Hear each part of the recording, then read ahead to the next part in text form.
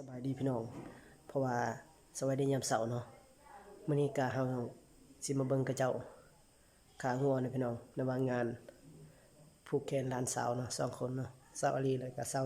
มีนาแต่ว่าได้พาแพทย์เนาะลูกน้องชายเนาะไปเฮาก็ไปเบิ่งกันเลยเนาะแต่ว่าขางัวทางหลังบ้านเพิ่นขานะพี่น้องตอนนี้เฮาก็กำลังเผางัวนี่พี่น้องเฮาตัวว่าเฮาเกียมสิผูกแขนตอนเช้าเนาะลูกน้องชายแต่ว่าเพิ่นได้พาแพทย์เนาะกำลังขูดพี่น้องนี่มือสังหารพอเดือนพุ่นนี่บ่ธรรมดาเด้นักสปอร์ตงานอยู่ใส่ต้องมีเพิ่นแล้วถ้าว่าเพิ่นบ่ไปบ่แล้วเด้พี่น้องว่าพอเดือนบางครั้งมาพี่น้องตับหวานเอามาตาซะสดๆฮ้อนๆหมูเก่าเธอคาร์บาบอลใบแอกไกลๆนู้นอะไรตัวใบดังตะบอนปอเพกันมาไหลสายครับเยอะที่มือน่ะตะบอนคือจังนะก็นี่ล่ะมันคือแตะจะบอกว่าคือบ้านนอนอะไรลูกต่อไปห้ามมาก็น่าจันเกินแต่ก่อนไปติดเราเลือกให้เยอะเลยให้เลี้ยงด้วยเราเอาตาวันนี้เราเจาะไอ้จะมาตั้งกี่อ่าวมาจะไม่เจ้ามาพี่น้องกินกันพาอยู่พูดปอนกินเนี่ยแม่มันจะเมื่อเจ้าเยี่ยมเลยอะไรมาขี้อ่ะก็ยิ้มหลังโอ้ยตัวนี้จะเต้นก็ครูช่องไม่เจ้ามันก็ได้ไหมมาพี่น้องมากินซอยจุน้ำกันนี่เฮ้ยเจ้าตัวนี้ดูไม่ได้กินเลยอะไรไม่ว่าอยู่นี่จับเว้ยเดี๋ยวเช็ดยาจะได้เลยนี่น่ะปัดปกนี่จ้าจะไปจุกว่าหลอกเราโทรศัพท์หนึ่งจ้าวู้คลักเลยจ้าผมมันน้ำเลยจ้าอุ้ยจะเอามาหลัง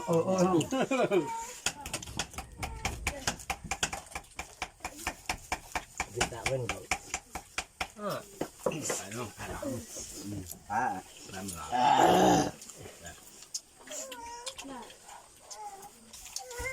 เฮ้ยยอม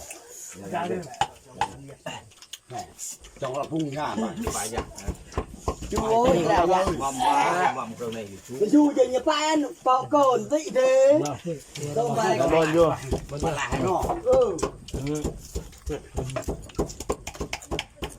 แต่ว่าหม่อมระดับแต่ลุยแล้วมาตัดไปติ๊กต็อกจ้ามาเนื้อเลิฟตัดย้อนเอาคำง่ายๆเลยคือปลาเทานี่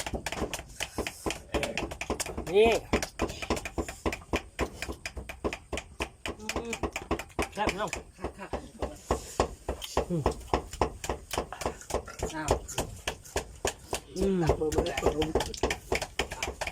ติ๊กต็อกติ๊กต็อกติ๊กต็อกเลยเจ้า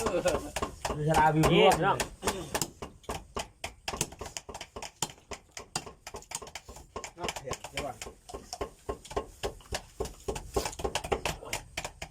พี่น้องบรรยากาศตอนเช้าเอาผูกแขนหลานสาวเนาะเดี๋ยวพี่น้องผูกแขนนำกันโอ้น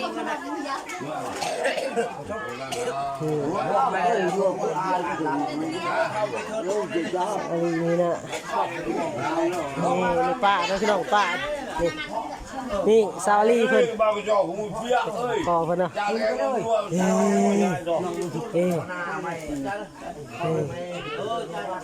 เราต้องตัดเลยก็ได้นี่นะแต่ว่า12เขา14เขาเนาะเจ้าลูกอยู่นี่แห้งเลยต้องบอกครับกูโม่ลูกเว้ยมัวรับยอมเยอะมัวไม่ได้คนไม่ยอมอยู่เฮ้ยกูโม่ตะเกียงก็พูดมาจะยอมไปชูนี่เดี๋ยวคนชาวมีนาอยู่ดีมีแห้งได้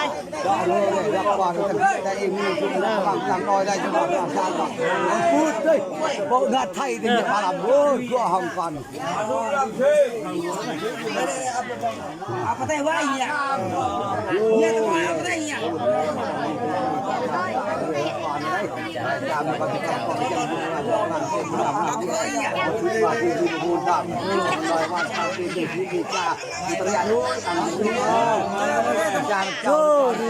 đi hang này chậm như là dùng tay như này còn chào quý đôi còn chém mây ơi mũi đỏ đây còn chào quý đôi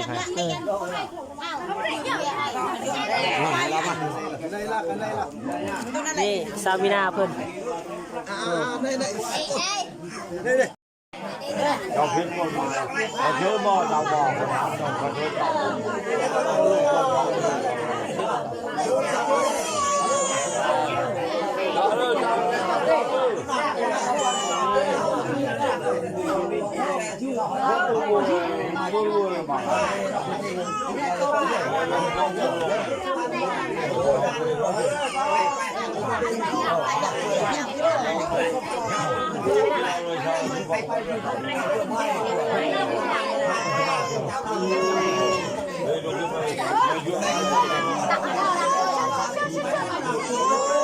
này chán mà chán về chứ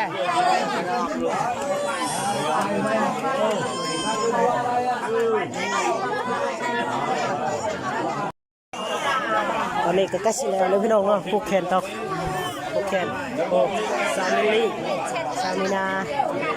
โอ้อันนี้ก็เอื้อยนี่พี่น้องน้องทรายครับน้องไซลาเนาะเป็นตัวแผลเนาะเหือแต่พี่น้องนี่บรรยากาศตอนเช้านี่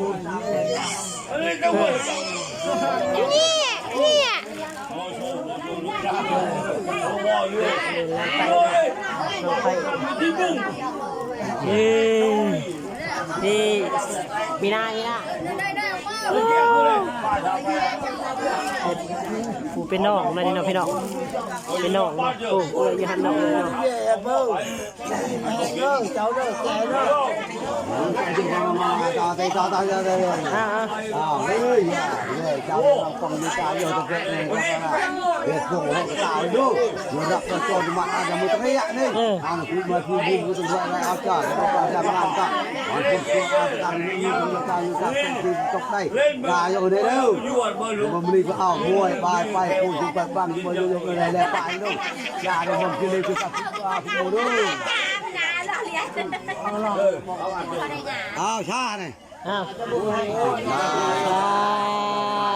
ยิ่งเฮงค่ะกำลังกินข้าวนะพี่น้อง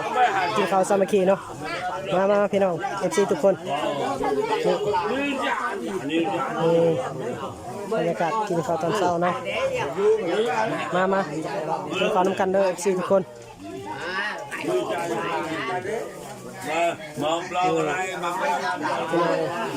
มาแต่พักข้างนะ